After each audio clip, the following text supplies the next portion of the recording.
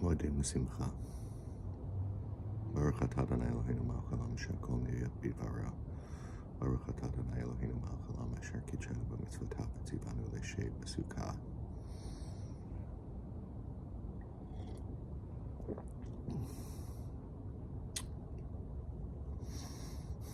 The prevalent custom, which is maybe more than a custom, is to only make that blessing, Leishev Basukah, that God commands us to dwell in the sukkah before a meal, and that meal then exempts all other entrances and exits and little things we might do in the sukkah.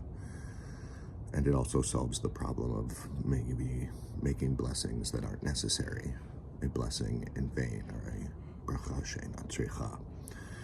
It's not my custom. My custom is to follow the Talmud more closely on Sukkot 46a.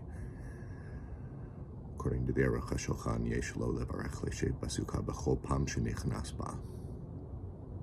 That each and every time we enter into the sukkah, we make the blessing leishev basukah, to dwell in the sukkah, because in fact we have been asked to exit the comfort of our stable homes for the vulnerability of our temporary homes, and in doing so open ourselves up to our own vulnerability in the world, especially when we don't feel it. And so every time I would think to go sit inside on a couch or at a table, but I instead choose to sit here, I am doing the mitzvah. I am in the mitzvah, and therefore I make a blessing.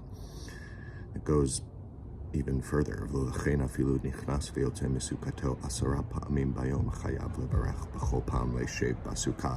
in and out all day long. Anytime I'm entering the sukkah instead of my home, it demands a blessing. And so it's not that making a blessing in vain, or the uncertainty as to whether it is or not, isn't important to me. It's that if I'm truly transitioning from inside to outside, or a flimsier, less protected inside but still outside, then I want to sanctify that moment. I want to mark that moment. I want to acknowledge that I am living in the obligation of Teshvu, Basukot, or Basukot Teshvu, of dwelling in the sukkah. And that's where I am this morning, and that's why I make a blessing of dwelling in the sukkah even before I take that first sip of coffee.